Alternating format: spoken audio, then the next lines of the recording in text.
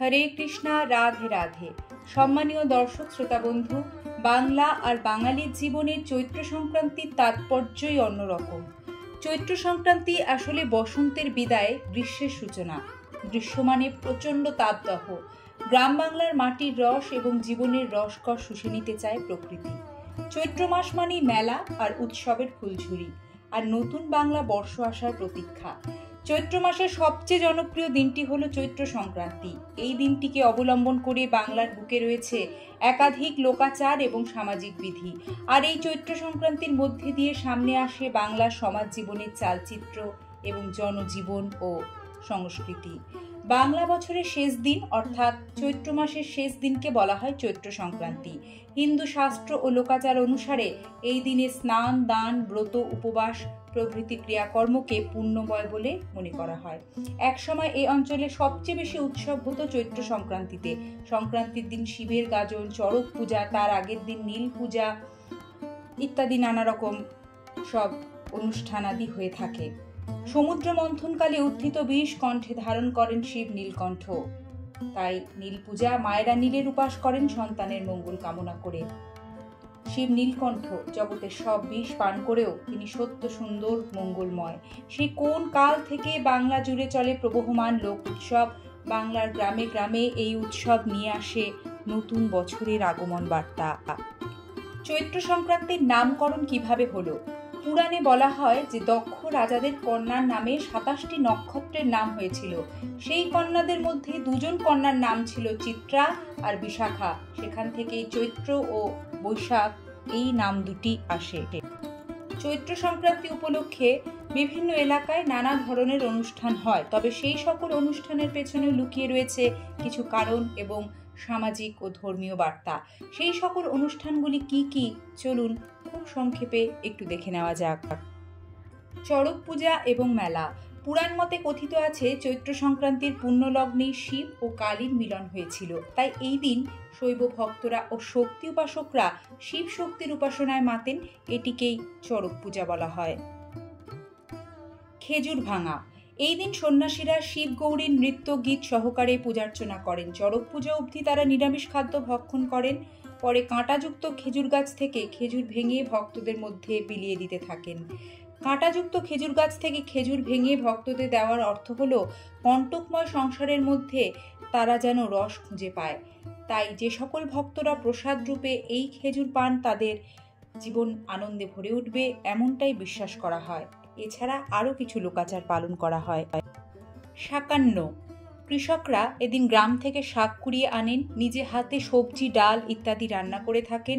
এরপর তারা গ্রামের প্রাণ বৈচিত্র্য ও নিরাপদ খাদ্য নিয়ে আলোচনা করেন। তারপর নানা রকম সাংস্কৃতিক অনুষ্ঠান পালন করা হয়। শিবের গাজন। চৈত্র সংক্রান্তি উপলক্ষে অনেক জায়গাতেই শিবের গাজন হয়। বিশাল মেলা অনুষ্ঠিত হয়। মূলত চিত্ত বিনোদনের জন্য শিবের গাজনের মধ্যে দিয়ে সাধারণ মানুষের মধ্যে ভক্তি সঞ্চারিত করার জন্যই এই গাজন অনুষ্ঠিত হয়ে থাকে গ্রাম বাংলায়। চৈত্র মাসে কিছু করণীয় এবং বর্জনীয় কাজ সম্পর্কে এবার বিস্তৃত আলোচনা করব।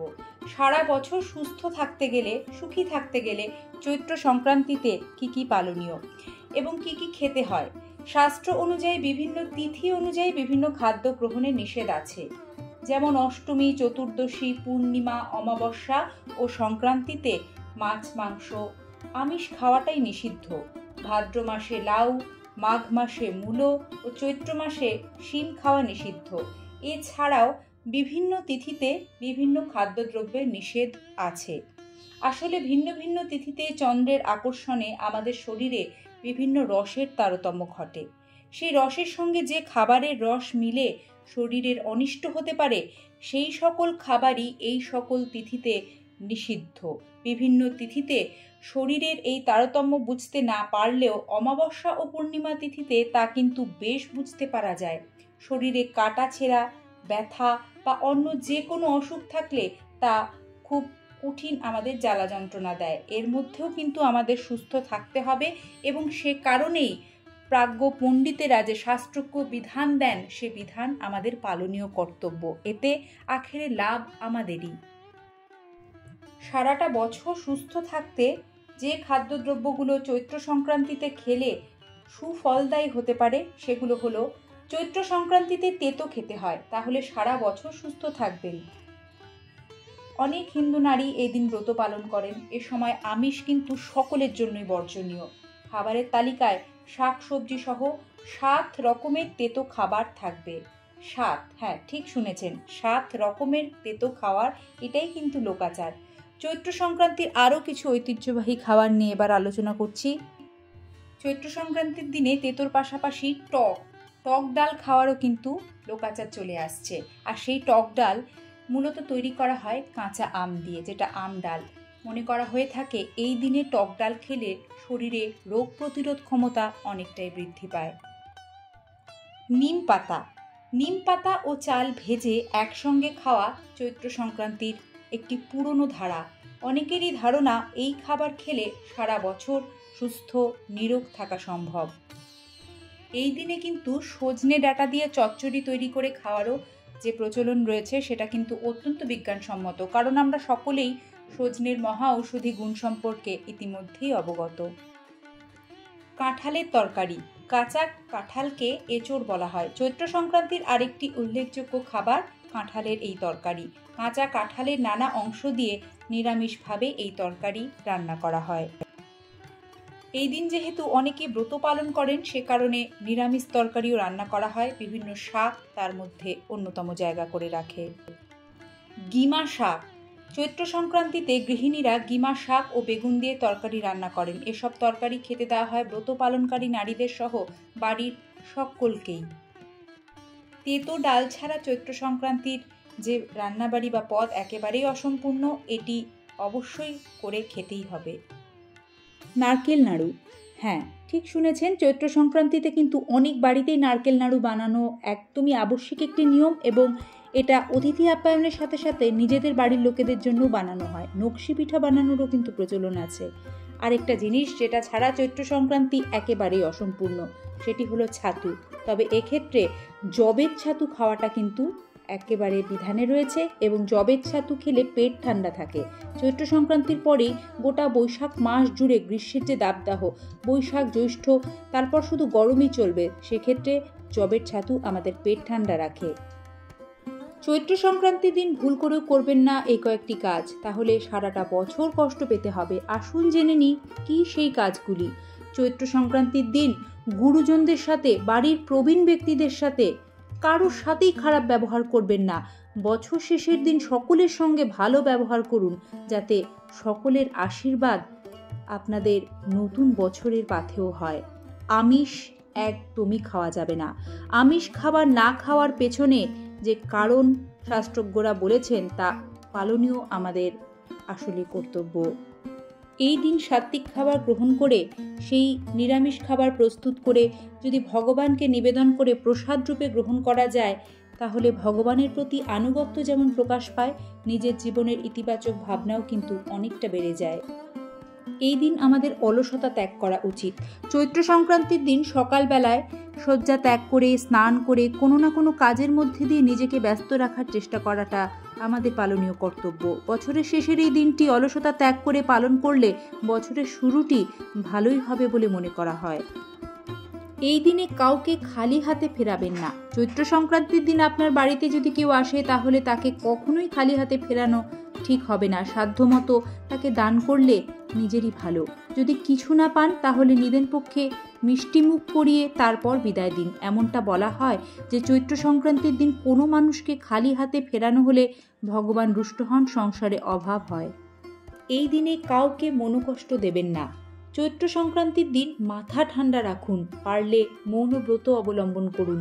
তবু এই দিন এমন কিছু কথা উচ্চারণ করবেন না যার ফলে কেউ কষ্ট পায় বা আপনার আচরণে কারো চোখ থেকে জল বেরিয়ে আসে। বছর শুরুর আগের দিন যদি আপনার কারণে কেউ মনোকষ্টে ভোগে, তাহলে তো আপনার জীবনেই সেটা অভিশাপ হয়ে যাবে। তাই ভুলেও এই দিন কারো সাথে বাকবিতণ্ডা বা ঝগড়ায় জড়াবেন না। এবারে জানবো চৈত্র সংক্রান্তির দিন কি কি করলে মহাপুণ্য লাভ হয়। সারাটা বছর সুখ সমৃদ্ধি শান্তিতে ভরে থাকে জীবন। স্নান, নববর্ষ শুরুর এই আগের দিনটি অর্থাৎ চৈত্র সংক্রান্তির দিনে যে কোনো তীর্থক্ষেত্রে স্নান করলে অক্ষয় পুণ্য লাভ হয়। চৈত্র সংক্রান্তির দিন উপবাস করে ভগবানের আরাধনা করুন। এটির ফলে সারা বছরে করা সকল কার্যের ক্ষমা প্রার্থনা করা হয় ও ভগবানের আরাধনা করার ফলে নতুন বছরের আগমনটিও সুন্দরভাবে হয়। চৈত্র সংক্রান্তির দিন ভাগবত আলোচনা করুন, কীর্তন শুনুন, পারলে সারাদিনই মনে মনে ভগবানের নাম জপ করুন। এতে সংসারের খারাপ সময় যেমন কেটে যাবে, তেমনি সকলে মিলে ভাগবত পাঠ শুনলে মনে সকলেরই ইতিবাচক ভাবনা তৈরি হবে। চৈত্র সংক্রান্তির দিনটি সঠিকভাবে পালন করার পরেই পয়লা বৈশাখের নিয়ম নীতি পালন করলে তবেই তার সুফল এবং সম্পূর্ণ ফল লাভ করা যায়।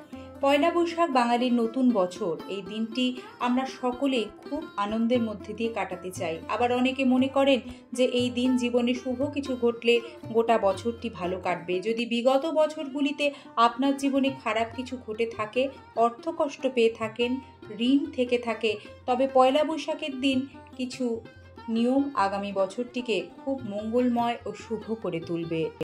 ভাগ্য বদলানোর সেই শুভ টিপস বা শুভ জিনিসগুলি কি এবার আলোচনা করব। পয়লা বৈশাখের দিন বাজার থেকে 5টি কড়ি কিনে আনুন এবং সেই কড়িগুলিকে লক্ষ্মী দেবীর ঘটের ওপর রেখে দিন। প্রতি বৃহস্পতিবার অত্যন্ত নিষ্ঠা ভরে সেই কড়ি সহ লক্ষ্মী দেবীর পুজো আরাধনা করুন। এর ফলে মা লক্ষ্মী অত্যন্ত প্রসন্ন হবেন। এতে আপনার সংসারে শ্রীবৃদ্ধি ঘটবে, আর্থিক অনটন থেকে মুক্তি পাবেন। পয়লা বৈশাখের দিন একটি কালো সুতো বা কালো কাঠ ছেলেদের ডান হাতে ও মেয়েদের বাম হাতে বাঁধতে হয়।